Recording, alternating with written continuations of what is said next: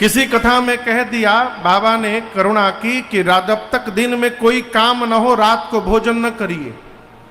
श्रोता भी एक से एक महापुरुष। एक श्रोता ने खड़ा होकर प्रश्न किया, महाराज ससुराल में यदि है तो? ससुराल में तो कोई काम करने देता नहीं है। हमने कहा भैया नहाने जाते हैं ना, नहाने जाइए तो बाथरूम का गेट बंद करके हाथ में साबुन लगा के बाथरूम का टाइल्स रगड़ दीजिए, आत्मसंतुष्टि होगी कि कुछ किया हूं। देखिए स्वभाव की बात है, स्वभाव रहे। जिसके जीवन में आपसे निवेदन किया था, आपके हाथ शरीर में 2 हाथ है। कितने हाथ हैं? 2। दाहिना हाथ अधिक काम करता है, बायां हाथ कम काम करता है। जो हाथ अधिक काम करता है वो हाथ मजबूत हो जाता है, और जो हाथ कम काम करता है वो कमजोर हो जाता है।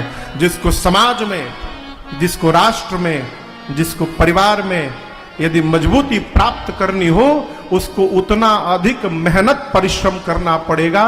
ऐसे ये प्राप्त होने वाला नहीं है। पूरा व्यवहार करिए, लेकिन यहां जो सीखने का विषय है, मन को भगवान में अर्पित करके रखिए।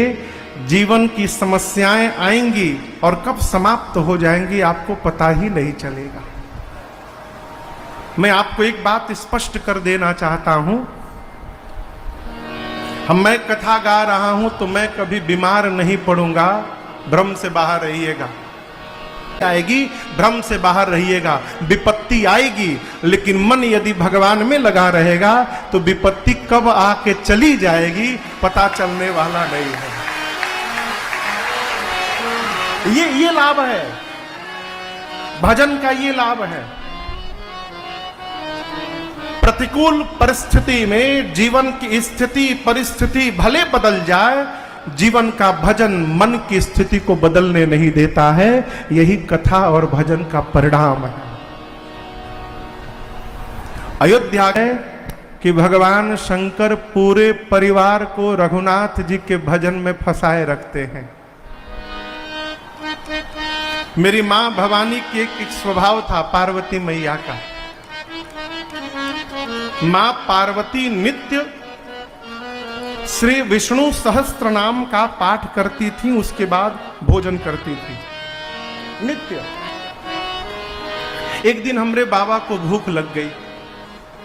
बाबा भोजन की थाली पर बैठे हैं, अब भवानी जी पाठ में लगी हैं। बिना मैया के बाबा कैसे पाले हो? बाबा प्रतीक्षा करते रहे।